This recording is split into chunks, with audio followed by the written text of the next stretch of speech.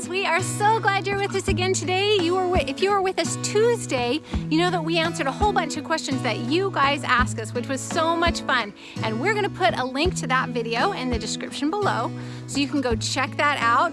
It's all about us and how we met and how we decided to become RVers and our kids and blah, blah, blah. And that was just a lot of fun.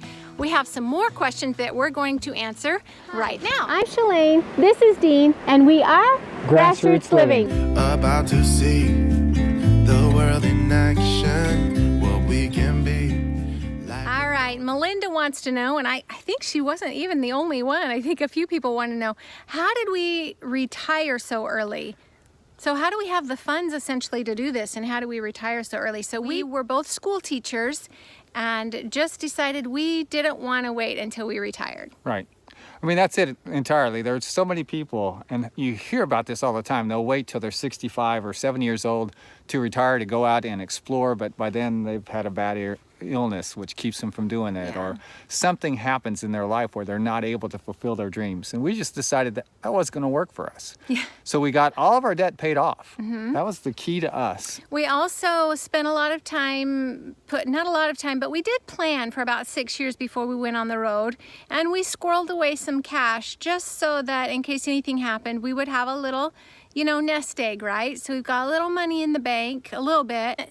Dean had been doing a ton of research and found out about workamping news, where you can put your resume online for potential employers.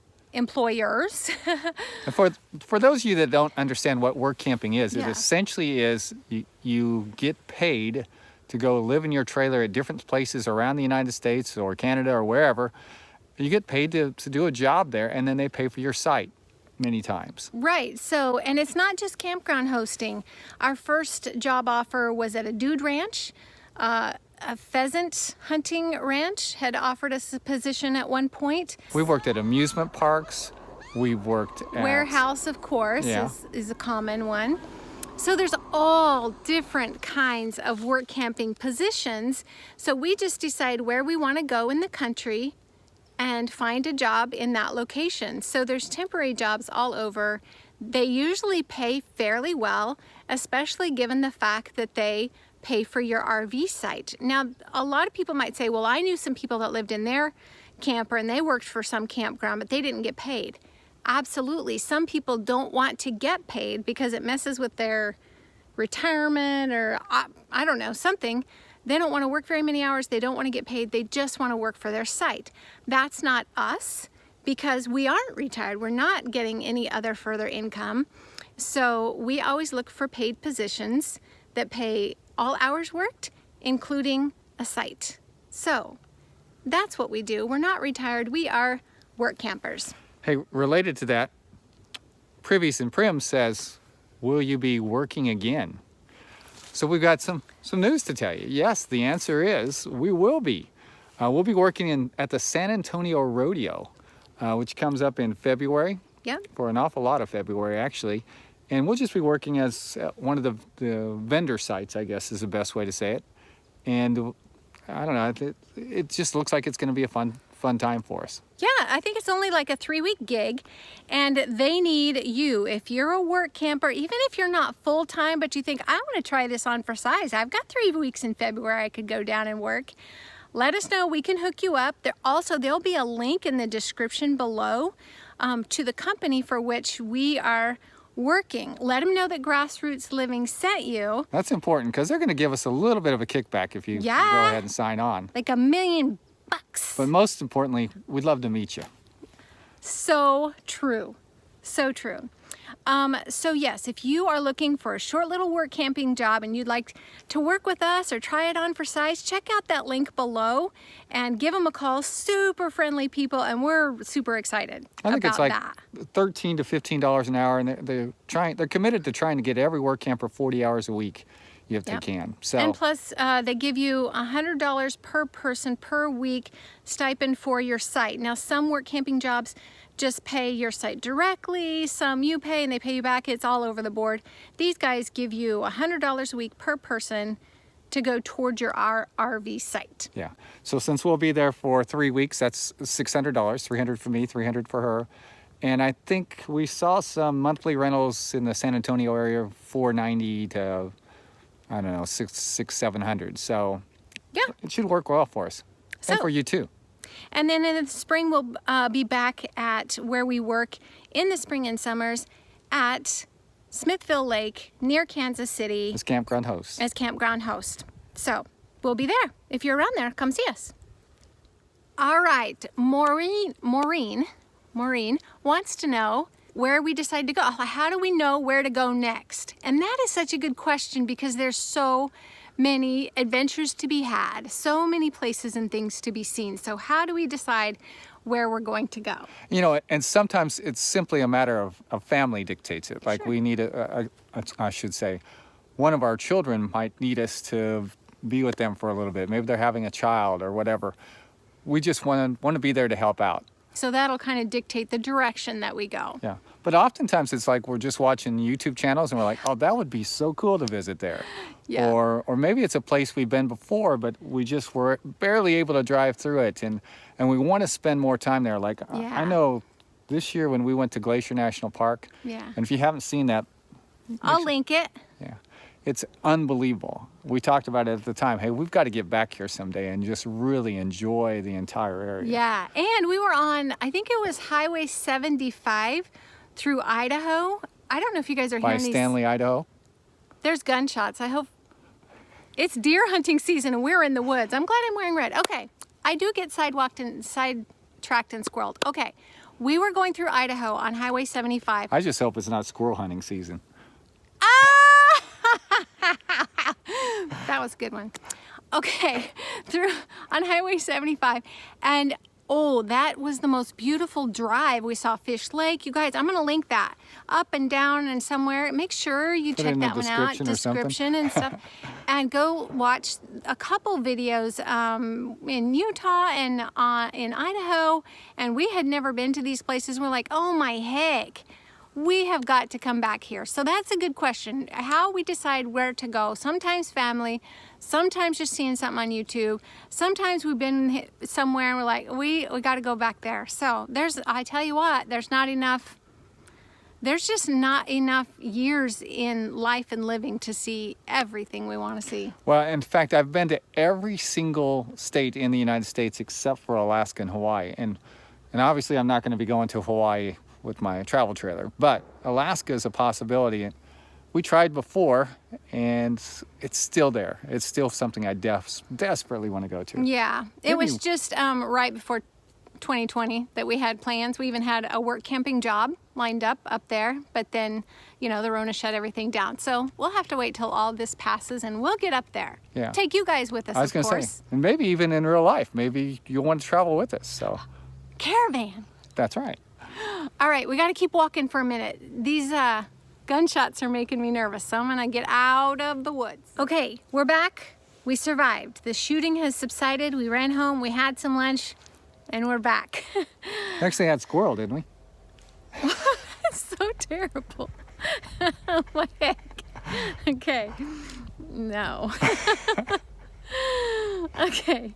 So Denise wants to know if we will ever visit Canada. Denise, we've been to Canada, we loved it, and we absolutely want to return. We've had plans a couple times now to return, but just waiting for this pandemic to fully pass so we can freely go in and out without any worries. But we've got a few videos on that. We'll link them below or over here.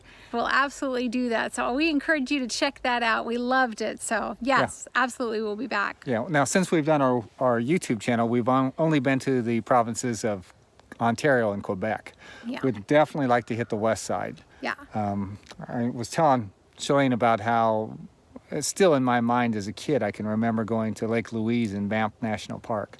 Want to take her there one day. Yeah.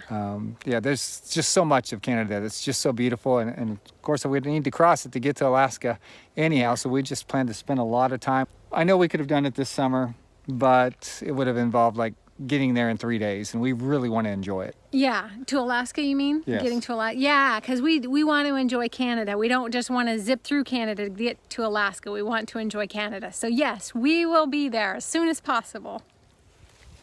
All right, so the next question is by a beautiful person whose name we don't know how to say. We're going to attempt it. Sheree, maybe? Shaeray. I apologize if I'm butchering it. People butcher my name all the time, so I totally get that. So anyway, thank you for asking this question, which is actually a three-parter.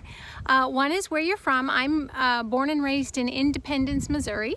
And I'm from a little small town in southeast Kansas. How long have you been in the RV? So we moved into our first RV the day that our youngest daughter moved out of the house, and that was in 2010. We have had to get off the road 4 years. I think we did the math on this one time. Yeah. I think it was 4 different times, 4 years we've been off the road living in a sticks and bricks. So it's been off and on based on needs of the family. All of our kids are super settled now, and so I don't think we would ever have to get back off the road again to help with children. There might be other reasons, but Yeah. And that kind of goes with her last question here, which is, and do you plan on continuing until the end? And that's a really good question. We want to RV, live in a rig, travel North America as long as we possibly can. There might come a day when, based on health reasons or political climate or who knows, when something might force us off the road, or just it might come to our hearts and our heads that it's time. So there's no real plan where we're loving our life and our journey. You know, we have no end game to ever leave this, but Yeah. we've talked about it from time to time, buying some property and, you know, setting up a little homestead and doing things like that. But we're just enjoying this life so much. Yeah. I just can't even imagine. Yeah, we have such itchy feet, it's hard to imagine standing still. So thank you, love, for your question, and hopefully we didn't butcher it too bad, but I'm sure we did. Okay, next question. Should we go ahead and do the next question? Sure. How's your arm? That's fine. Let's do Okay, it. he's a strong guy. We're going to do another one. The next one is from Jarhead and Ginger's Journey. They have a sweet little YouTube channel, super informative. I enjoy watching them, and they've got sweet personalities. And Ginger is a quilter She's a quilter, which in her RV, so. Yes, can't wait to meet them in person. So she can give us some sewing lessons. Wants to know about our rig, just what we have. She said, I missed the announcement somehow. What do you have? We mentioned, I think, on last week's video what it was, but it's a little wolf pup. Little Wolf Pup by Forest River. It's a 17 QB. 16 QB. 16, yeah. 16 QB, 17 feet and some inches long. Put a picture Yeah. in here. And we actually did a video a couple months ago. I think we might throw the link up here so that you can see it. But I think we need to do maybe another one, like an update of some of the modifications that we've made to Yeah, because I help know us. Morten the Norwegian from Norway, he had asked for a video of the inside of our rig. So we'll have to get on that pretty soon. So Yeah. yeah, that's what we have. We traded Casey, our truck camper, in on our new rig, whose name we have not revealed, but this will be a good time. Let's do it. Okay, so first of all, really quick, our favorite song is called Anywhere With You Is Home. And it's by a guy by the last name, his last name is Hugo, or middle name is Hugo. I don't know, but we listen to this song all the time, and we decided to name our rig Hugo. Number one, because of that song, and number two, because Hugo, wherever we go. Very I see what you did clever. right there. Yeah. So Hugo is the name of our rig. And another question along those lines, how's your arm? You good? It's good. Okay. He's holding the camera, so I have to check on him. To go along with that, people want to know what we named our Featherweight, because that's the thing, you got to name your Featherweight. And we A Featherweight, thought by the way, is our sewing machine. Is a sewing machine, yeah. That was gifted to us by Cynthia from Bits and Pieces is the name of her quilt shop. In Hannibal, Missouri. Hannibal, Missouri. She was our very first quilt shop tour. Such a sweetheart. She gifted us this Featherweight sewing machine, and we have named her CJ Rose. Now let me tell you really quick why CJ Rose.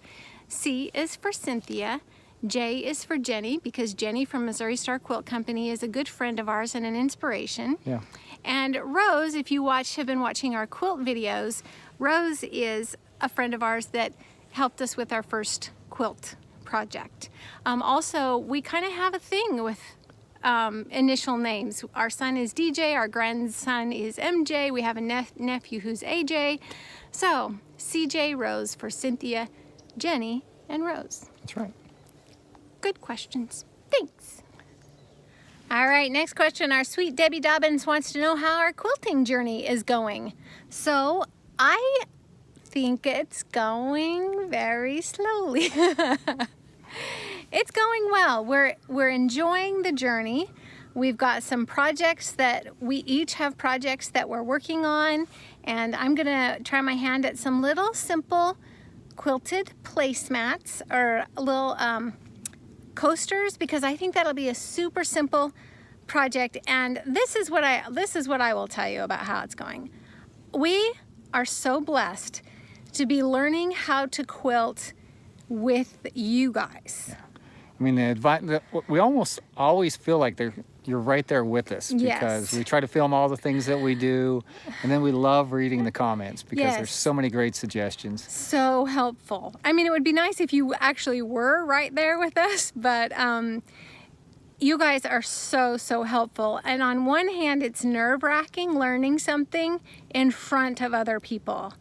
But on the other hand, that kind of fear or apprehension is really kind of going away, because you guys are so supportive, so kind, and are teaching us in such a kind and really, what's the word I'm trying to use? Simple way. You guys are really teaching us very clearly how to do things. You're so precise in your explanations, and we're actually really lucky to have you guys along on this journey. I was just thinking that when you were saying that so many people are only taught by one or two people. Well, we have a whole community. We have like 1,000 people that keep contributing ideas that, and we just glean from that and learn it. And even though it does seem slow to us, because we have so many things that are going on. I mean, we're constantly traveling, we're visiting different places, she's editing video. There's just so many things going on. We just don't feel like we have enough time to really get into the quilting like we'd want. But the times that we do, we really enjoy. So. Yeah, absolutely. And we've been so supportive of each other, because this is kind of funny for us to just try quilting with each other, I guess, because we never in a million years saw ourselves doing something like this. So this is kind of a funny little journey that we never expected. Yeah. But we're on together. And even when Jenny told us at the time, when we said, "Oh, we're not quilters," and she said, "You will be." Yeah, she said, "You're not quilters." Oh, yet. So I am not a quilter. So I won't know any questions to ask yet. Well, for one. And she was right. Yeah. Yeah, she was right. She's always right. She's a cutie. Okay. We have done quite a few videos where people have challenged us to answer a bunch of random questions like Coke or Pepsi, remember that, or this or that. Anyway, a lot of different videos where people have challenged us to ask random questions. So I'm going to put a link in the description below to that playlist. So if you have not already had enough of these faces and you want to know more about us, click on that playlist and you can learn all kinds of really weird random stuff about us, right? Yeah, we enjoy those challenges a lot. We enjoy you guys so much. Thank you so much for watching. Do we have anything else? I think that's it. All right, thank you for all the questions. Thank you for watching. We adore you. Until next week, this is Grassroots Living, reminding you to get down to the grassroots of what makes you happy and live your love. We're thinking of you. We'll catch you next time. Peace out.